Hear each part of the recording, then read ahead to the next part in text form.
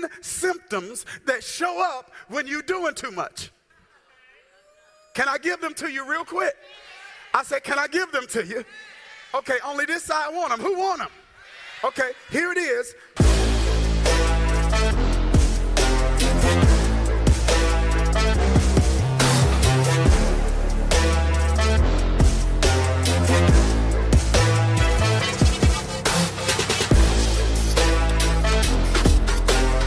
And in his book, The Ruthless Elimination of Hurry, John Mark Comer says there are 10 symptoms that show up when you're doing too much. Can I give them to you real quick? I said, can I give them to you? Okay, only this side want them. Who want them? Okay, here it is. Number 1, excessive irritability. This is the most quiet sermon I've done. I got more amens in the studio. Here it is, excessive irritability. Are we all irritable from time to time? Of course. But it's one thing to always be irritable. Come on now. Where people you love and who love you get the worst from you.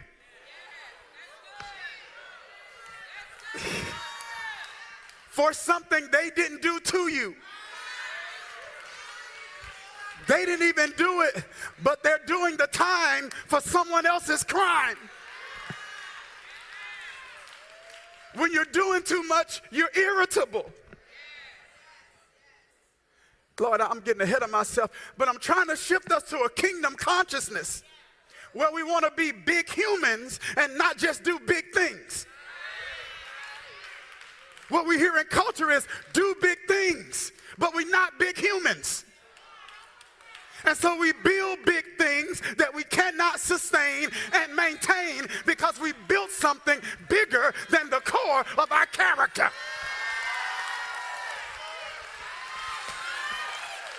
Did you hear what I just said?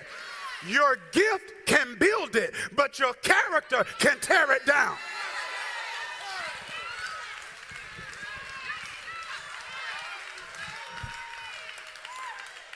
So my question now, watch this. I'm no longer impressed with fast trajectory.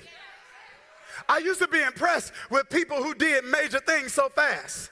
Now I'm impressed with longevity. Y'all didn't hear what I just said. Yeah, I'm not impressed now with whether or not you can get it. I'm impressed now, can you keep it? Did you hear what I just said? Can you blow up and still keep your integrity? Can you have options and still say, I'm going to do the right thing? Can God trust you with influence and you not get full of yourself? It's not can you get it, can you keep it? And I don't know who I'm preaching to today, but I believe I'm preaching to some people who are at a season in your life, who are at the point in your own growth and development where you're saying, I'm ready to keep it. Yeah, I'm tired of getting and losing, having and not having. God, if you give it to me now, I'm going to keep it. Yeah, if I got excessive irritability, I'm doing too much. Number 2, hypersensitivity. A minor infraction causes a major blow up.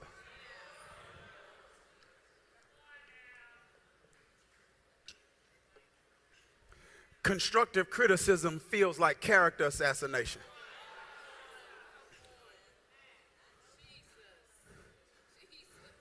It doesn't mean you're a weak person. It might mean you're doing too much. You're soul sick. Restlessness. Here's number 3, restlessness. You can't slow down and relax. Somebody tell you relax, you can't.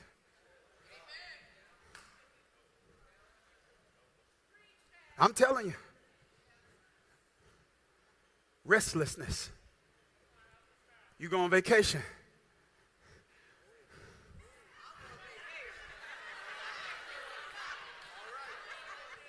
Not realizing that you are wherever your mind is.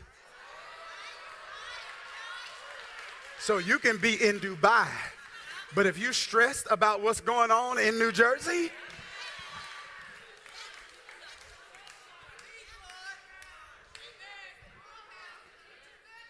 number 4, workaholism. Where work becomes an escape because you've attached your identity to it. So you don't know who you are if you couldn't do what you do.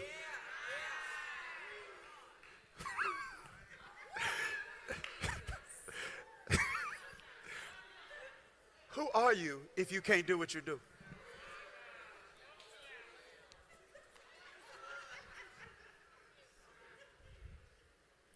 Number 5, emotional numbness.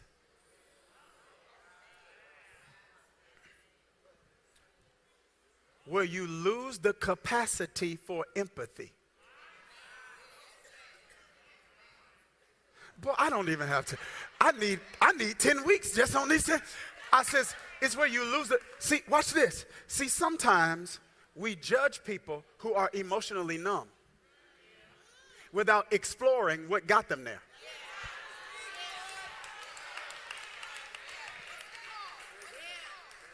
Because if for some people, watch this, they've been too busy to actually audit and make adjustments with their circles. So they keep exposing themselves chronically to people who are consistently injuring them. So you have to be numb now to protect yourself because you're surrounded by people who don't know how to handle you properly.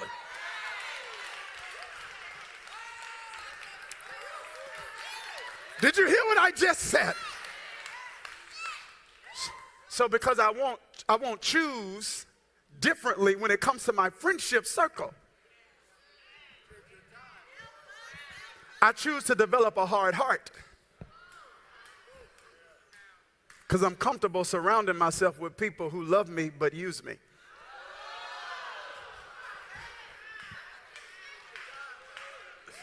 Y'all okay? I got 10 minutes. Here it is.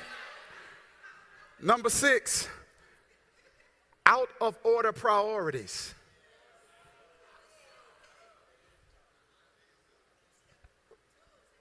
It's when I'm becoming so responsible for somebody else's irresponsibility that I'm unable to be responsible for my responsibilities.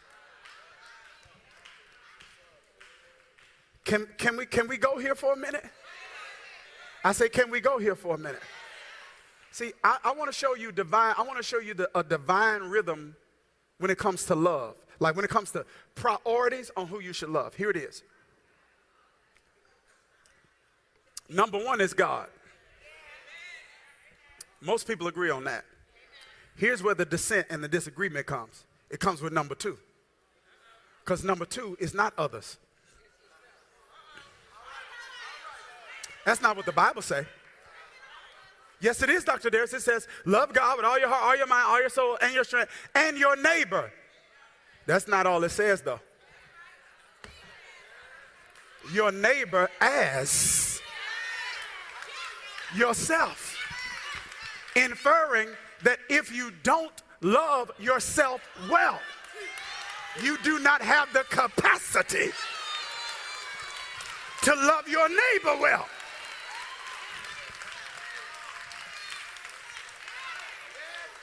I'm not saying be obsessed with self. I'm not saying be caught up in self. I'm not saying idolize self, but you got to love yourself. Because if you don't love yourself, you do not have the capacity to properly love others. Now watch this. If you don't love yourself, you can please others. Yeah, right? Because most people pleasers don't love themselves properly. Because when you love yourself properly, you know how to set up and maintain boundaries. Y'all, and some of us have to get our priorities in order.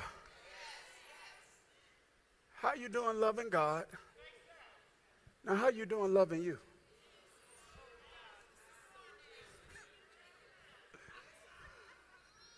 This is what David said. He said, I'm fearfully. Is that what he said? He said, I'm fearfully and wonderfully made. When is the last time you actually felt similarly about you? Just think about it.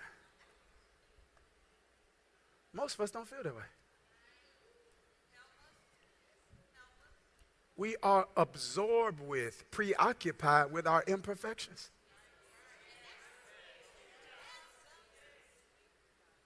So fixated on what's wrong with you.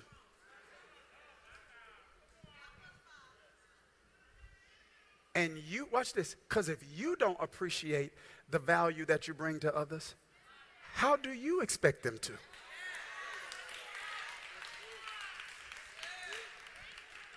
Yeah, you a mess, but you generous, and you kind, and you loyal, and you committed, and you dedicated, and you selfless. You a rider. Come on, you're a supporter.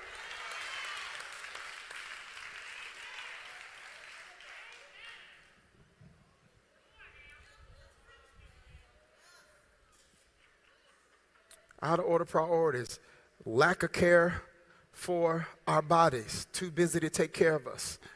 Number 8, escapist behaviors. Becoming preoccupied with distractions. Number 9, slippage of spiritual disciplines. Too busy for God. I'm not going to bother this because I'm going to talk about it in a later message. Because you got spiritual strength like Samson had natural strength. But your spiritual strength is connected to something that Delilah, which is a metaphor for whatever the enemy wants to use to seduce you, wants to cut off.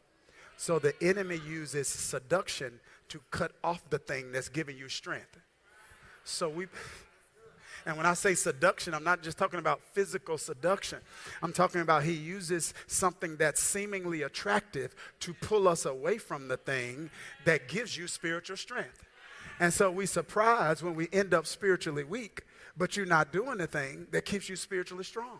And you're not doing the thing that keeps you spiritually strong because you let Delilah get your attention. Delilah can be friends. Delilah can be television. Delilah can be the club. Is Kathmandu still open or no? No.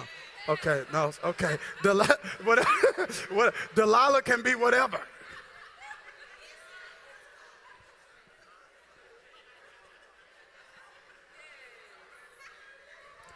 Oh, here's another one. Here's another one. Number 10, isolation. You're doing too much. You're surrounded by people but still feel lonely.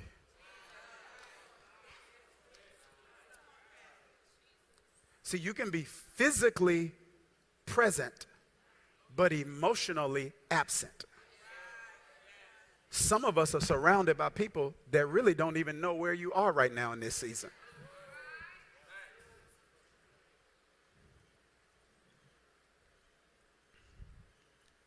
And this is what I'm telling you. Guys, this is a word from God, I believe. We live in a culture that's captured by these issues. This is normal in culture. This is the spirit of this age. But how many know, when I just listed those 10 symptoms, how many know that is not the way God intends for us to live?